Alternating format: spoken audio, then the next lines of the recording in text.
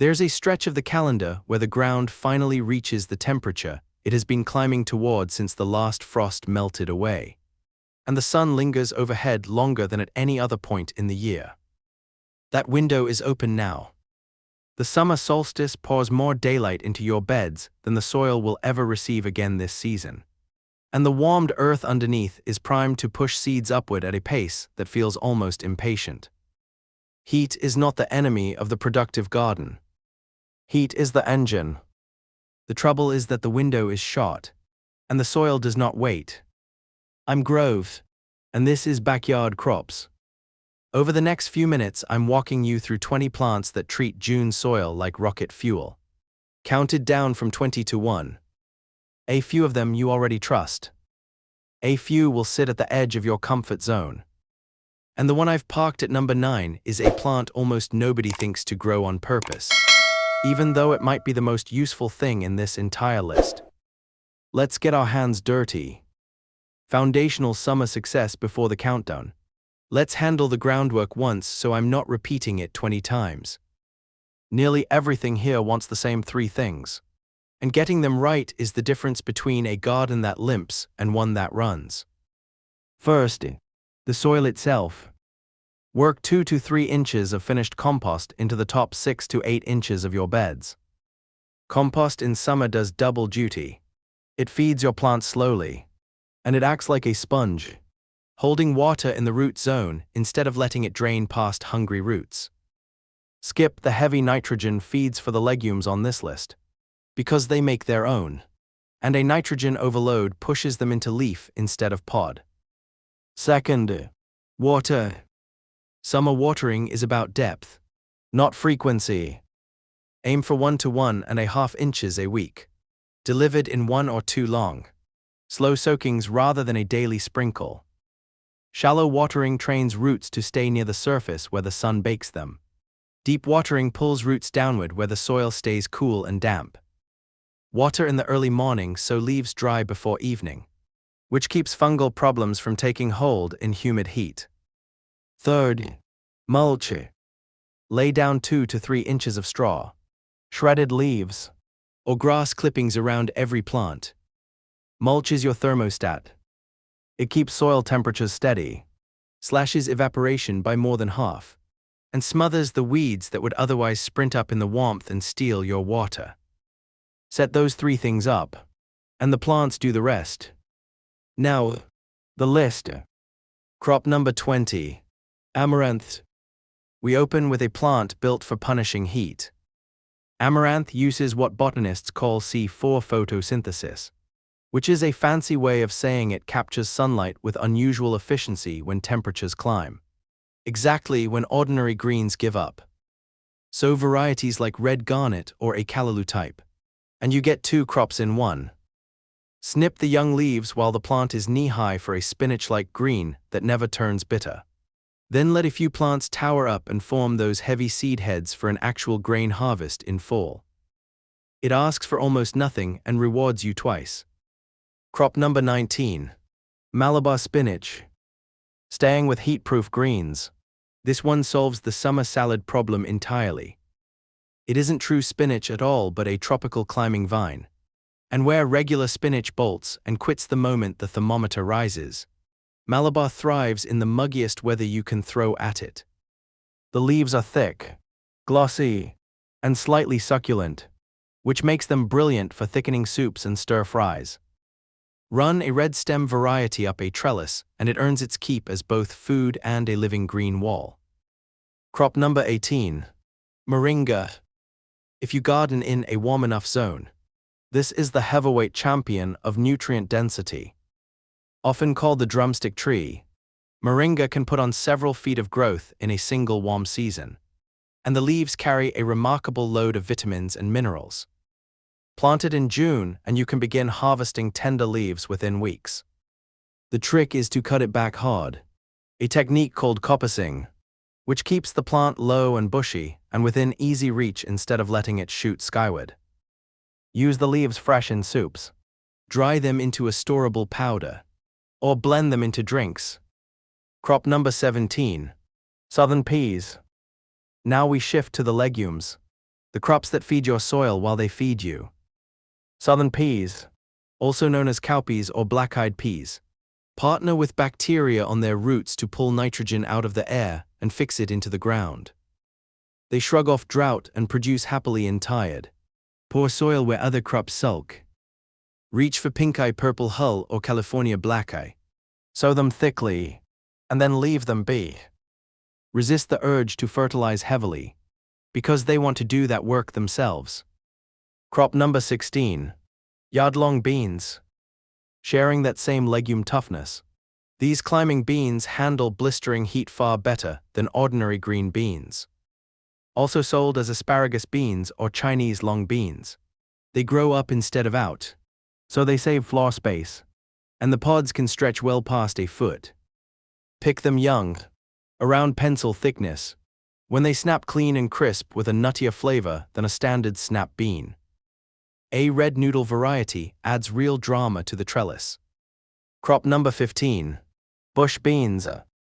For pure reliability, bush beans are hard to beat. They germinate fast in warm soil, need no staking, and run from seed to harvest in roughly 50 to 60 days. Sow a row of provider or contender now, then sow another every 2 to 3 weeks through the month.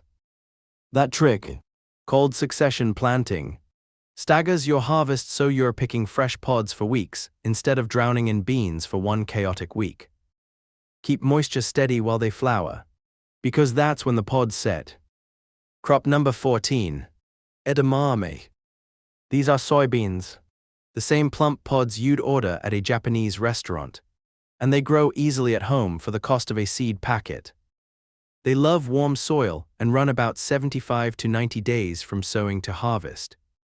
Unlike bush beans, edamame tends to ripen all at once, so you pick the whole plant when the pods are green and full, then boil them in salted water. A variety like Midori Giant gives you fat, sweet beans that feel like a treat for almost no effort. A quick word while we're standing among the legumes. Some of the best growing advice I've ever gotten came from gardeners 3 fences down, not from any book.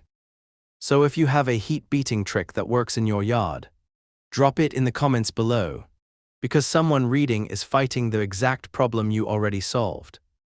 This little community gets smarter every time one of you shares. Crop number 13. Peanuts.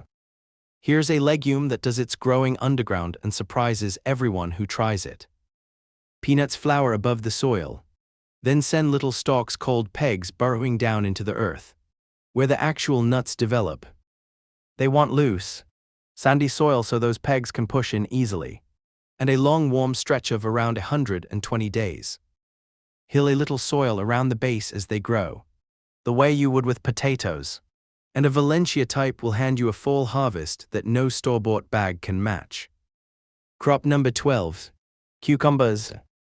We move into the sprawling world of vines, and cucumbers lead the way.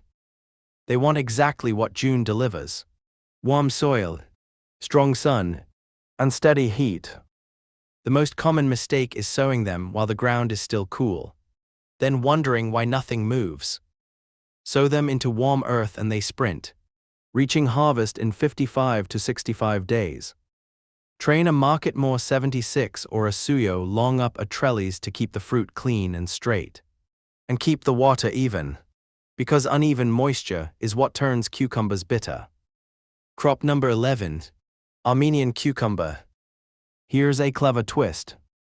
It looks like a cucumber and tastes like one, but it's actually a melon in disguise. And that botanical sleight of hand is exactly why it handles ferocious heat better than any true cucumber. The skin is thin enough to skip peeling, the flesh stays mild and crisp, and the plant never turns bitter even in a July scorcher. When your regular cucumbers start to falter in August, a painted serpent variety keeps right on producing. Crop number 10. Summer squash. Zucchini, yellow crookneck, and patipan all live here, and they grow so fast it can feel unfair. Sow them straight into the bed, because these plants resent having their roots disturbed and sulk for days if you transplant them. Give each one room, since they don't stay small for long, Keep a sharp eye out for the squash vine borer, and harvest the fruit while it's small and tender, around 6 inches, which keeps the plant pumping out more. Crop number 9. Luffa. This is the plant I promised you. And yes, I mean the same luffa you scrub with in the shower. Few growers realize it's a vegetable in the gourd family. Harvested young, it's completely edible and tastes mild and soft, much like a zucchini. Leave it on the vine to mature instead. Peel back the dried skin, shake out the seeds, and you're holding a homegrown sponge you grew from a seed. It needs a long, warm run of 90 to 120 days and a genuinely sturdy trellis, which is precisely why it has to go in the ground in June and not a week later. Crop number 8. Cantaloupe. Melons come into their own when the weather stays consistently warm, and June planting sets them up for that deep, honeyed sweetness by late summer. The more sun and heat they get, the more sugar they build. Give a Hale's Best or Ambrosia plenty of room to ramble, or run it up a strong trellis and cradle each fruit in a sling made from old hosiery or mesh so it doesn't snap off. You'll know it's ready when the stem slips free at the lightest tug and the aroma reaches you before you even bend down. Crop number 7. Watermelon. Cantaloupe's bigger cousin demands the same heat and even more space. Sugar Baby is a compact choice for tighter beds, while Crimson Sweet rewards anyone with room to spare. Reading ripeness takes a little practice. Look for the curly tendril nearest the fruit to dry and brown. Check that the patch where the melon rests on the ground has turned from white to creamy yellow. And listen for a deep, hollow thump. Get those 3 signs together and you've timed it perfectly. Crop number 6. Ground cherries. Here's an oddball worth a corner of your bed. Also called husk cherries. These low, sprawling plants wrap each small golden fruit in a papery lantern, and the flavor lands somewhere between pineapple, tomato, and butterscotch. The plant tells you when they're ripe by dropping them, husk and all, onto the soil, so harvesting is mostly a matter of gathering. And Aunt Molly's variety produces by the hundreds and tends to politely reseed itself for next year. While we're on the unusual ones, I'm curious which crop on this list made you raise an eyebrow. Tell me in the comments which one you've never grown, and if this video is helping you map out your summer beds, like genuinely helps it reach other growers hunting for the same answers. Back to it. Crop number 5. Okra. This one disappoints people only because they plant it too early. In cool soil, okra sits and sulks and convinces you the seeds were bad. Once June heat settles in, it wakes up fast, throwing out strong stems, broad leaves, and beautiful hibiscus-like flowers that turn into pods.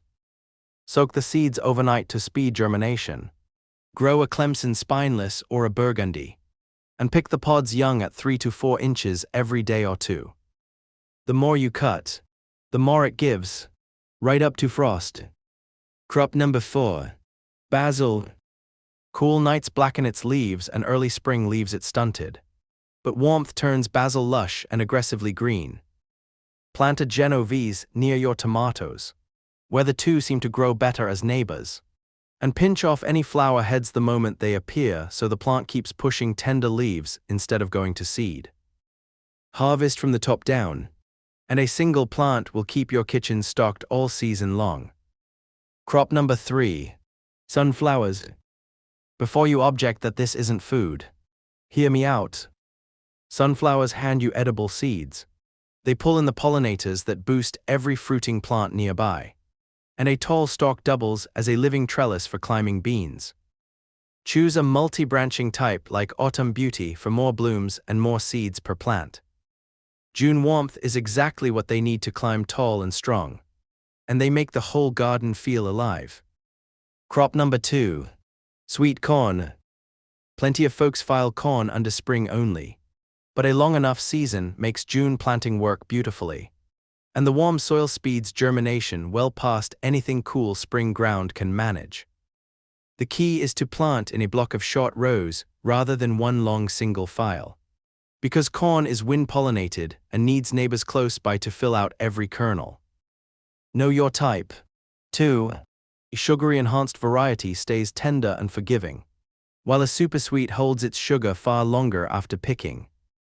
Side dress with a little nitrogen as it grows tall, and never let it go dry while the tassels are forming. Crop number 1. Sweet potatoes.